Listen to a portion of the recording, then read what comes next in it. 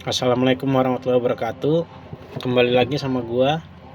Nah, pada video kali ini gua akan ngebahas tentang gangguan kejiwaan yang disebut skizofrenia.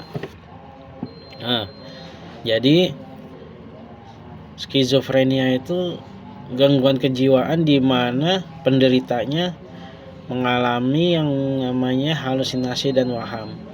Apa itu halusinasi? Halusinasi itu sesuatu hal yang dia rasakan tapi wujudnya nggak ada atau asalnya nggak ada gitu. Misalkan contoh ya, kayak misalkan dia mencium sesuatu seperti biasanya kalau di orang Indonesia itu melati gitu, entah itu mencium melati, mencium apa gitu, tapi asalnya itu nggak ada, barangnya itu nggak ada.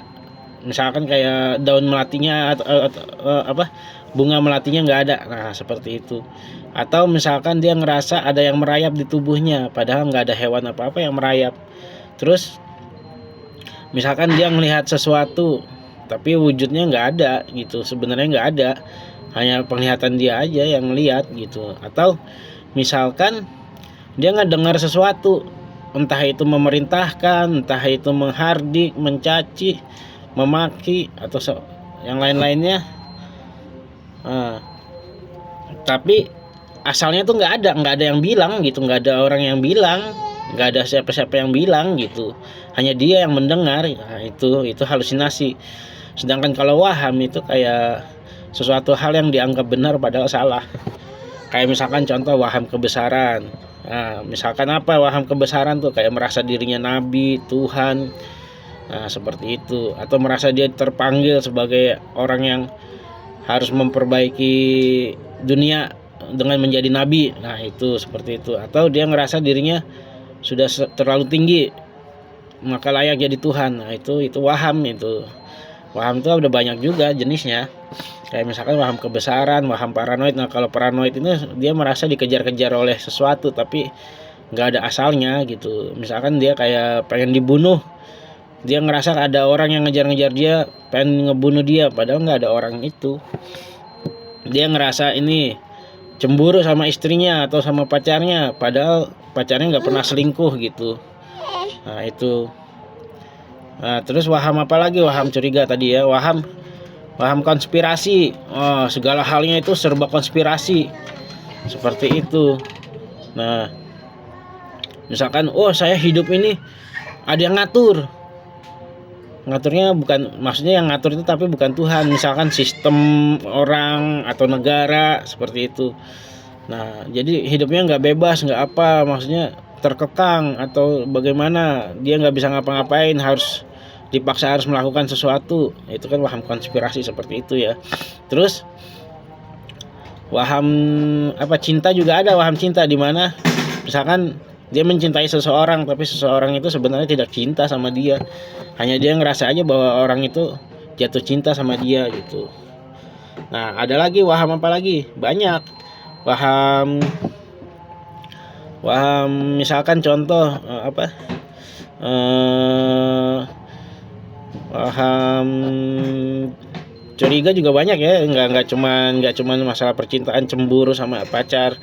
Waham curiga di mana dia ngerasa diomongin sama orang. Nah, ini biasanya nyambungnya ke waham siar, di mana jalan pikirannya biasanya dibaca oleh orang lain. Nah, dia biasanya merasa bahwa jalan pikirannya disiarkan oleh seseorang, oleh atau apa gitu, oleh sesuatu. Nah, orang lain bisa baca seperti itu. Nah, itu waham. Nah, sekarang yang jadi masalah, nah kita bahas secara ilmiahnya.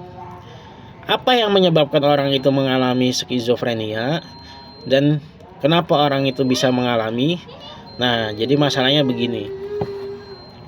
Skizofrenia secara ilmiah itu bisa dikatakan terjadinya ketidakseimbangan zat kimiawi di otak yang namanya zat dopamin. Nah, zat dopamin itu ada di sekitar kepala kita ini. Nah, dia kalau dalam skizofrenia atau penderita skizofrenia, dopamin ini berlebihan. Padahal sebenarnya dopamin ini bagus buat tubuh, buat orang. Kenapa? Karena dopamin itu menyebabkan orang itu jadi bahagia, jadi senang, jadi pokoknya bahagialah gitu. Nah, jadi berlebihan. Nah, karena berlebihan ini bisa jadi kemana-mana gitu. Nah, biasanya kalau orang skizofrenia, awal mulanya itu ditandai dengan gejala tidak bisa tidur berhari-hari. Terus dia tidak bisa tidur berhari-hari, meracau, nangis-nangis, jalan pikirannya udah kacau. Yang tadi dikaitkan lagi dengan waham gitu, bisa macam-macam wahamnya gitu. Nah, terus kembali lagi ke kajian ilmiahnya ya. Nah, untuk menstabilkan zat dopamin ini agar dia normal kembali, maka penderita skizofrenia membutuhkan yang namanya obat. Nah, disebutnya obat antipsikotik. Nah, di dunia kedokteran ini sudah umum sekali gitu. Cuma kalau di masyarakat Indonesia masih sangat minim pengetahuan tentang ini gitu. Jadi apa sih sebenarnya skizofrenia itu? Mungkin kalau bahasa skizofrenia orang ada yang nggak ngerti gitu, ada yang merasa bahwa kok namanya bagus banget gitu, wah gue pengen dong ngerasain gitu. Nah, seperti itu. Terus ada lagi yang ngerasa apa sih itu skizofrenia, malah ngejauh gitu, malah seperti itu.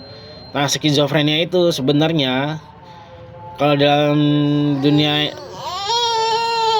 yang kita pahami, skizofrenia itu kayak orang gila lah gitu loh.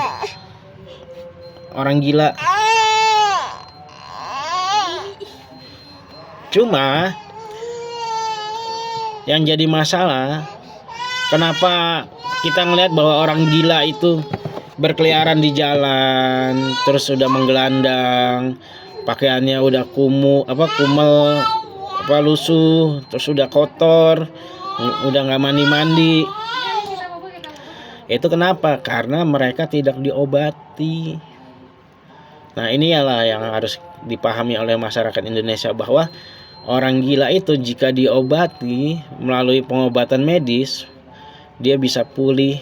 Mungkin dia nggak bisa sembuh, tapi bisa pulih. Nah, kami nyebutnya pemulihan, atau dia sudah kondisi pulih, atau fase remisi. Nah, seperti itu. Nah, kemudian jadi skizofrenia itu mungkin orang awam menyebutnya ya orang gila gitu, tapi kan skizofrenia itu ada spektrumnya juga sebenarnya. Ada yang ringan, ada yang berat, ada yang sedang. Kalau yang ringan mungkin dia masih bisa beraktivitas dengan mengatasi gangguannya gitu, walaupun gangguannya masih terasa gitu. Kalau yang sedang agak berat, mungkin dia sudah mulai terganggu juga gitu. Atau yang sudah berat sama sekali udah nggak bisa beraktivitas sama sekali karena sudah terganggu sama sekali jalan pikirannya, seperti itu. Nah, yang saya pengen bahas di kali ini, stigma yang masih beredar di masyarakat bahwa orang gila nggak bisa disembuhkan. Itu salah besar. Nah, seperti itu. Terus skizofrenia ini bisa dikatakan gangguan kejiwaan yang sangat berat bagi penderitanya, di mana dia sudah mengalami kelumpuhan sosial, terus kelumpuhan maksud di sini kelumpuhan bukan maksudnya dia jadi lumpuh ya, tapi dia sudah terbatas dunianya gitu. Jadi udah nggak bisa beraktivitas lagi secara normal, bukan karena lumpuh badannya, tapi karena lumpuh mentalnya, seperti itu. Makanya skizofrenia masuknya ke dalam ranah disabilitas mental, karena yang diserang mentalnya. Nah, pada umumnya ketika orang skizofrenia sudah mengalami gangguan, biasanya mereka belum sadar dengan gangguannya, maka mereka tidak bisa dibantah diapain gitu. Mereka sudah jalan dengan pikirannya masing-masing, udah sendiri. kita udah nggak bisa ngomong, udah nggak bisa ngapa-ngapain gitu. Tapi ketika sudah diobati dan mereka sudah pulih, maka mereka mulai sadar. Jalan pikirannya pun kembali normal seperti orang biasa, walaupun masih ada gangguan, kadang masih, tapi ada juga yang sudah sembuh seperti itu. Maksudnya sudah pulih gitu, bukan sembuh, pulih. Dia sudah bisa mengatasi gangguannya. Nah, seperti itu. Tapi yang jadi masalah ketika sudah pulih ini, biasanya mereka malah jadi menarik diri. Kenapa? Karena malu. Ketika mereka sakit atau mengalami relapse, kita menyebutnya relapse ya, karena kekambuhan itu gitu, kekambuhan. Mereka mengalami relapse. Terus ketika sudah tahu masyarakat mencibir atau masyarakat membicarakan tentang dia, mereka jadi malu, akhirnya menarik diri, malu, bahkan seburuk-buruknya ada yang sampai bunuh diri.